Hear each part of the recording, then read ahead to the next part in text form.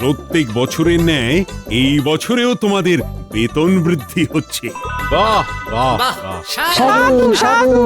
আহাহাহাহা, অত লাফালাফি করো না। সবার বেতন বৃদ্ধির হার এবারে কিন্তু এক নয়, কারো কম কারো আবার বেশি। আচ্ছা, এই বছর কাজের ভিত্তিতে সবচেয়ে বেশি বেতন বৃদ্ধি হচ্ছে দুজনে, কার কার? গোপাল এবং রাজবৈদ্য। এদের দুজনের বেতন 20% করে বাড়ছে। ধন্যবাদ মহারাজ। পণ্ডিত, সেনাপতি, সভাকবি, অমাত্য আর বিজ্ঞানীর বেতন 10% বাড়ছে। ধন্যবাদ মহারাজ। আর মন্ত্রী এবং জ্যোতিষীর বেতন 5% বাড়ছে। সে কি মহারাজ, আমার বেতন এত কম বাড়লো? কারণ তুমি জ্যোতিষী হয়েও রাজ্যের সম্ভাব্য কি ক্ষয়ক্ষতি হবার আশঙ্কা আছে সেগুলো আগে থেকে বলতে পারোনি। না মানে, আর আমার ব্যাপারটা কি? গোপাল একটা ভাঁড় হয়ে 20 আর আমার জন্য 5% নুড়ি। আমার কি দোষ মহারাজ? হ্যাঁ, সারা বছর তো শুধু বদমাইশি করে গেলে। তোমাকে ক্ষমা ঘেন্না করে 5% বাড়িয়ে দিয়েছি। এতেই সন্তুষ্ট থাকার চেষ্টা করো। হ্যাঁ, সবই আপনার ইচ্ছে, মাথা পেতে নিলাম। তাহলে ওই কথাই রইল মন্ত্রী মশাই, আপনি গোপালকে বুঝে নিন আর আমি রাজবৈদ্যকে বুঝে নেব। হ্যাঁ, এবার বুঝবে কত ধানে কত চাল। মহারাজের স্নেহভাজন হওয়া একেবারে ধুলোয় মিশিয়ে দেব। দাদু চলে এলাম, আনন্দ সংবাদ পেয়ে মিষ্টি খেতে চলে এলাম। এই তোদের কে বললো রে? আমি তো কাউকে কিছু বলিনি। আরে দিদা আছে তো, পুরো কৃষ্ণনগরে ঢেড়া পিটিয়ে বলে দিয়েছে। উফ, তোর দিদাকে নিয়ে আর পারা যায় না। আনন্দ সংবাদ এরকম চেপে রাখা যায় নাকি? হুম, যাই হোক দাদু, এই আনন্দে আমরা রসগোল্লা খাবো। আরে আরে, দরজার সামনে থেকে কেউ একটা পা টেনে নিল মনে হচ্ছে। কি হলো দাদু, কখন খাওয়াবে রসগোল্লা? আজকে রাতের দিকে একটু ভোলার দোকানের দিকে যাব, তখনই নিয়ে আসবো, কেমন? আচ্ছা দাদু।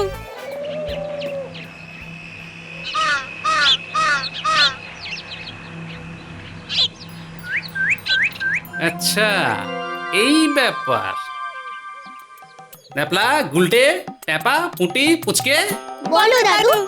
তোরা এক্ষুনি চুপি চুপি মন্ত্রীমশাইয়ের বাড়ির দিকে যা তো। আমার মনে হচ্ছে আচ্ছা দাদু, সে আমরা যাচ্ছি, কিন্তু রসগোল্লার ব্যাপারটা ভুলো না যেন। একটা দুটো না, তোদের আমি পেট ভরে রসগোল্লা খাওয়াবো। বেশ বেশ, তাহলে এক্ষুনি যাচ্ছি।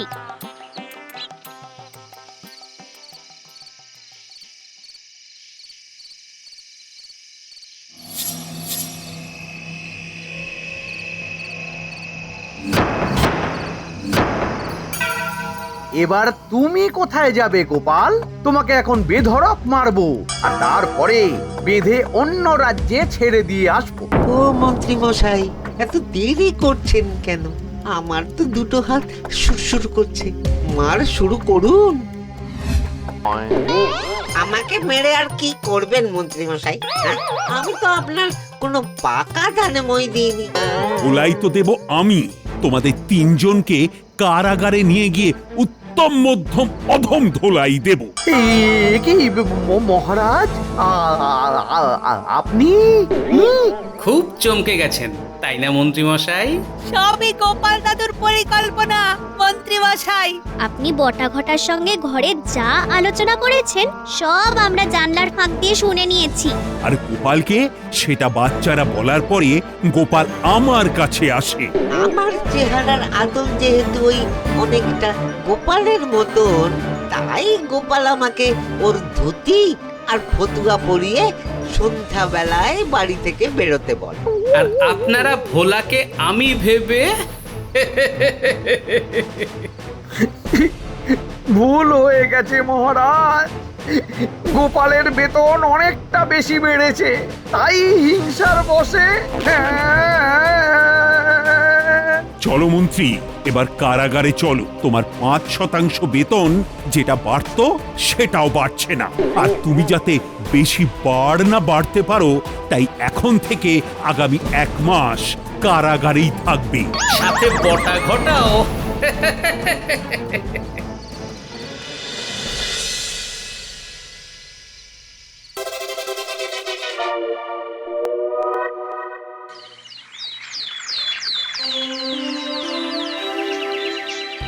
কি, মন্ত্রী তো কারাগারে, কিন্তু আজ তো জ্যোতিষীরও দেখা নেই। কি ব্যাপার, কোনো গোলমাল হলো নাকি? কেন মহারাজ, এর মধ্যে এমন কি গোলমাল আছে?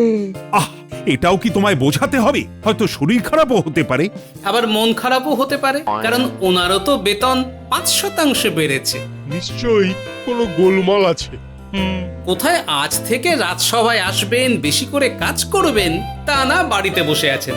হ্যাঁ, জ্যোতিষী না দিনে দিনে দায়িত্ব জ্ঞান হারিয়ে ফেলছে।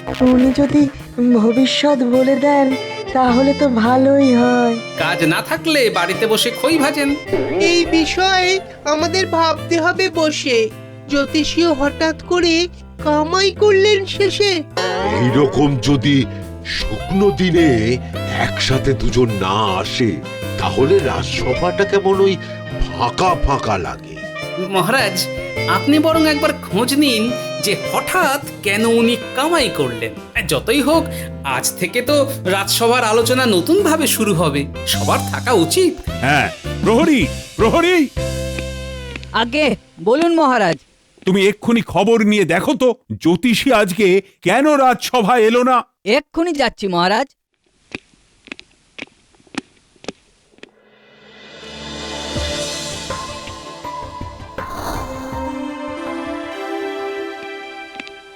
মহারাজ, রাজজ্যোতিষী মশাই খুব অসুস্থ, তাই উনি কয়েকদিন রাজসভায় আসতে পারবেন না।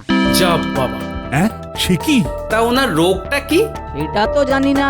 বৈদ্য, তুমি রাজসভা শেষ হতেই চলে যাও আর গিয়ে দেখো জ্যোতিষীর কি রোগ হয়েছে। আচ্ছা মহারাজ। অভিমানী রোগ হতে পারে। জ্যোতিষীকে সুস্থ করে তোলার দায়িত্ব এখন বৈদ্যর। দেখি কত তাড়াতাড়ি তুমি জ্যোতিষীকে সুস্থ করে তুলতে পারো।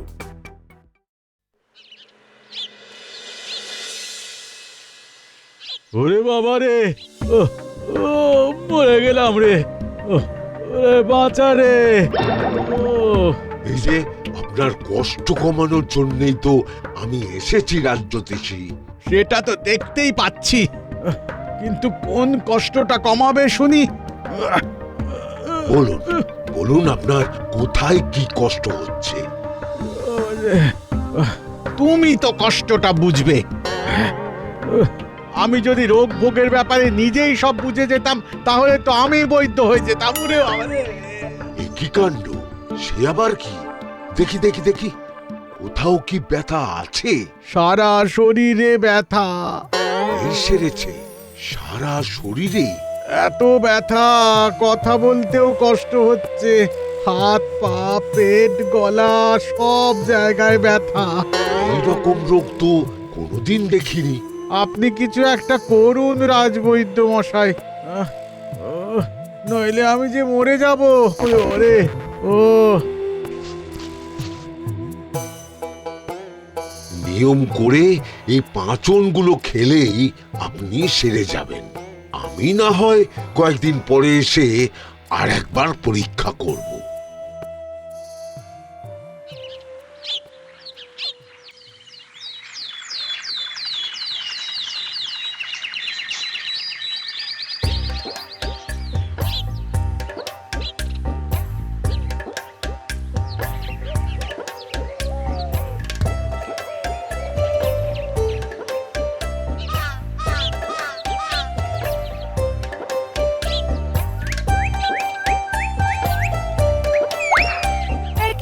জ্যোতিষী মশাই ওরকম মুখ ঢেকে নিল কেন? মুখে হয়তো ফোড়া হয়েছে। আরে আরে আরে, তাড়াতাড়ি করে খাচ্ছ কেন? ধীরে সুস্থে খাও, গলায় খাবার আটকে যাবে তো। না, দেরি করলে চলবে না। এমনিতেই রাজসভায় দুজন নেই, সব ভার বাকিদের ওপর। মন্ত্রী মশাই তো কারাগারে, আর কে নেই?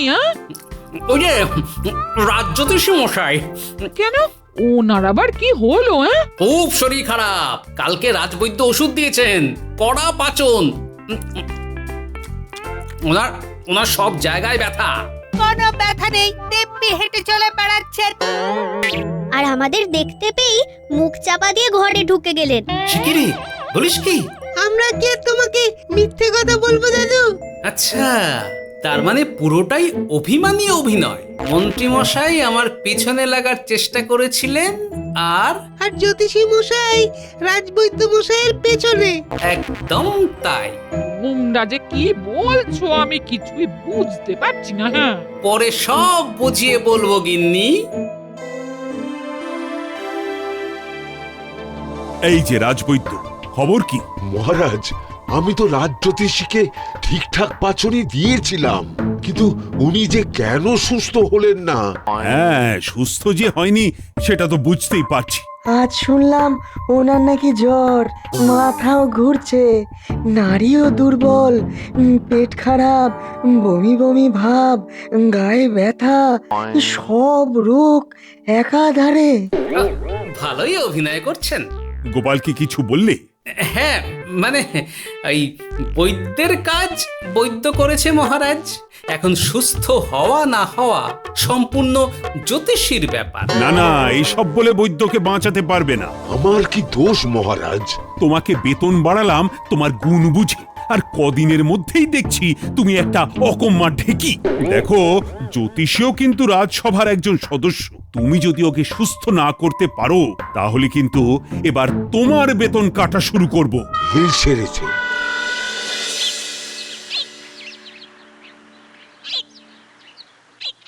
এই তোরা একটু শোন তো। বলো দাদু। রাজ জ্যোতিষীর ওপর তোদের নজর রাখতে হবে, আর একটা খবরও জোগাড় করে আনতে হবে তোদের। হয়ে যাবে দাদু, তুমি কিচ্ছুটু চিন্তা করো না, এসব তো আমাদের বাহাতের কাজ। বেশ।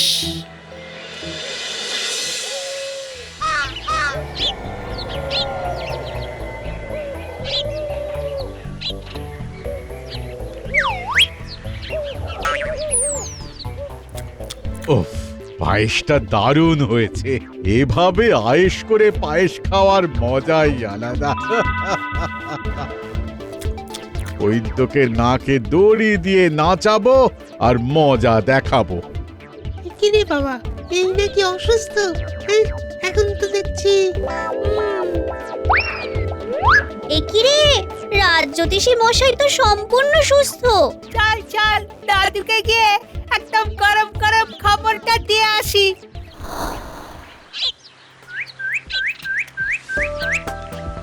আচ্ছা ঠিক আছে, তোরা এখন আমার সাথে চল রাজবৈদ্যর বাড়ি। আর রাজ জ্যোতিষী যে সুস্থ এই কথা যেন আর কেউ না জানতে পারে। না না দাদু, আর কেউ জানবে না, রাজবৈদ্য মশাই কেউ বলবো না।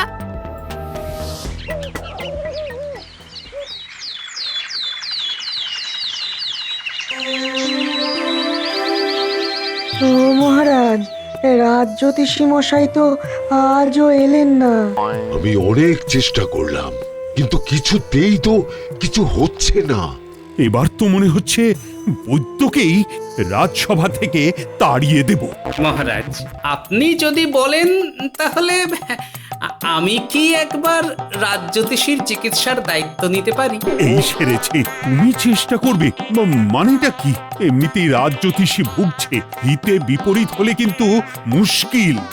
যে সমস্যা অন্য কেউ সমাধান করতে পারে না সেটা গোপাল পারে।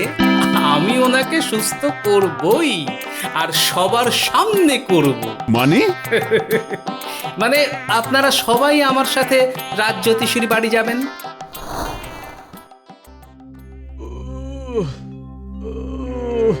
বাবা গো, আমার খুব কষ্ট হচ্ছে জ্যোতিষী, তুমি এতদিন ধরে অসুস্থ। কি বলবো মহারাজ, বৈদ্যের পাঁচন খেয়ে আরো অবস্থা খারাপ হয়ে গেছে। তাই তো আমি এবার আপনার চিকিৎসা করব জ্যোতিষী মশাই। এই সেরেছে, গোপাল আবার চিকিৎসার কি বোঝে? হ্যাঁ গো, আমাকে তো মেরেই ফেলবে। তোমাকে মারলে আমি কি গোপালকে ছেড়ে দেব নাকি রাজ জ্যোতিষী? এবার এক এক করে তোমার সমস্যাগুলো বলো তো। কদিন ধরে জ্বর ছিল মহারাজ, জ্বরটা একটু কমেছে, কিন্তু মুখে কোনো স্বাদ নেই। এবার গোপাল, তুমি তোমার চিকিৎসা শুরু করো। সবার আগে আমার শর্তটা আরেকবার বলে দিই মহারাজ। এর মধ্যে আবার শর্ত? জ্যোতিষীর রোগ সারিয়ে দিতে পারলে আমি 5 মোহর পারিশ্রমিক নেব। আর যদি না পারো? ওই একই পরিমাণ অর্থ আমি দেব। ঠিক আছে, ওই শর্তই মানা হবে। এখন কিভাবে কি করবে সেটা দেখি। ওটা কি? এই ওষুধেই আপনার স্বাদ ফিরে আসবে। একটু হা করুন দেখি, ঢেলে দেখি। ওরে বাবা রে, ওরে বাবা রে, পুরো মুখে নুন ঢেলে দিয়েছে। জল জল আলু রে বাবা রে, এত নুন। এই দেখুন কি সুন্দর স্বাদ ফিরে এসেছে। এটা ওষুধ মেশানো নুন ছিল, আর উনি বুঝতেও পেরেছেন যে এটা খুব নোনতা। দিন, এবার 5 মোহর দিন। হ্যাঁ হ্যাঁ হ্যাঁ, এখন আর তেমন কোনো অসুবিধে হচ্ছে না। বাহ, এই তো গোপাল, তুমি তো দেখছি এক ঝটকায় রোগ সারিয়ে দিলে। ও রাজ্যতীষী, তুমি গোপালকে কথা মতো 5টা মোহর দিয়ে দাও। ইয়ে, না না, মানে দিচ্ছি। সাবাস গোপাল, সাবাস, তোমার ওষুধের কি জাদু। বেটা গোপাল এসে বাজিমাত করে দিল। না, কোনো তো একটা উপায়ে গোপালকে কুপকাত করতেই হবে। রাজসভার সবাই আমার বাড়িতে এলো, আর সকলের সামনে আমার 5টা মোহর নিয়ে চলে গেল। না, আমি কালকে রাজসভায় খবর পাঠাবো, আর ওই 5 মোহর আমি আদায় করে ছাড়বো।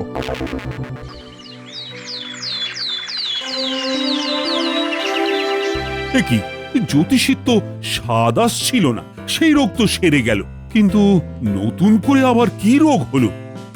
মহারাজ, আমি এক্ষুনি খবর নিয়ে এলাম। রাজ্যতীষী মশাইয়ের কালকে ওই নোনতা ওষুধ খাওয়ার পর থেকে মাথা আর কাজ করছে না। শুধু হাঁ করে চারিদিকে চেয়ে রয়েছেন আর উল্টো পাল্টা বকছেন। উনি কিচ্ছুটি মনে রাখতে পারছেন না মহারাজ। সে কি, আবার নতুন রোগ? কি হে গোপাল, তোমার কাছে কি এই রোগের কোনো ওষুধ আছে?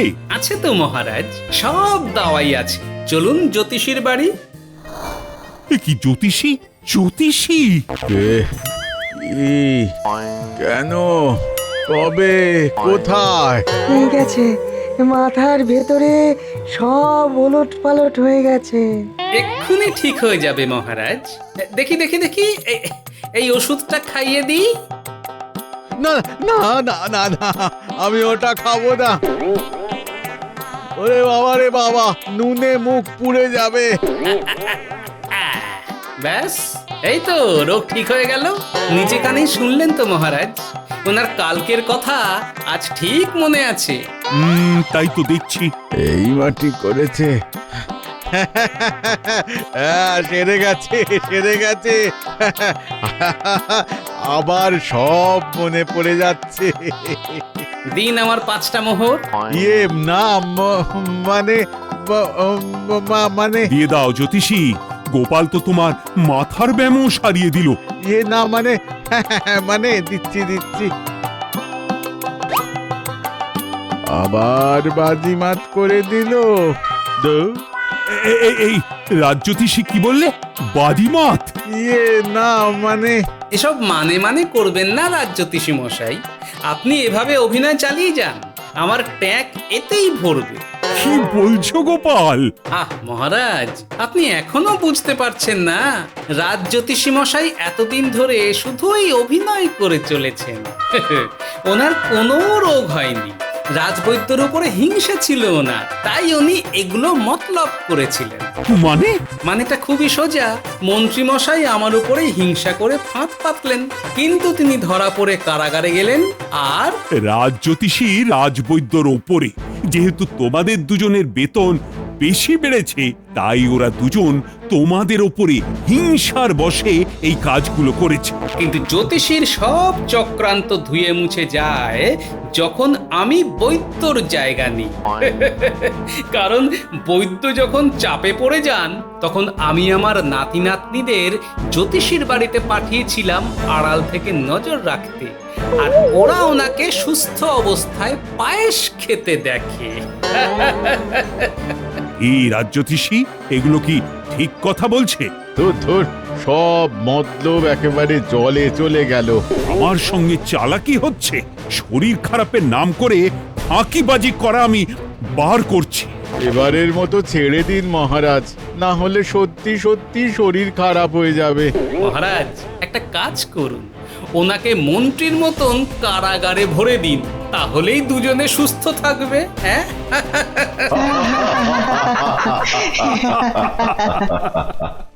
তবে গোপাল, তুমি না থাকলে আমি কিন্তু জ্যোতিষীর এই ফাঁকিবাজি কিছুতেই ধরতে পারতাম না। সবই মহারাজ বুদ্ধির খেলা। আর এই খেলায় তুমি জিতেছো। আর সেনাপতি, বলুন মহারাজ। তুমি রাজ জ্যোতিষীকে কারাগারে নিয়ে যাও, উনিও কদিন শ্রীঘরে থাকুক, যদি একটু শুধরে যায়।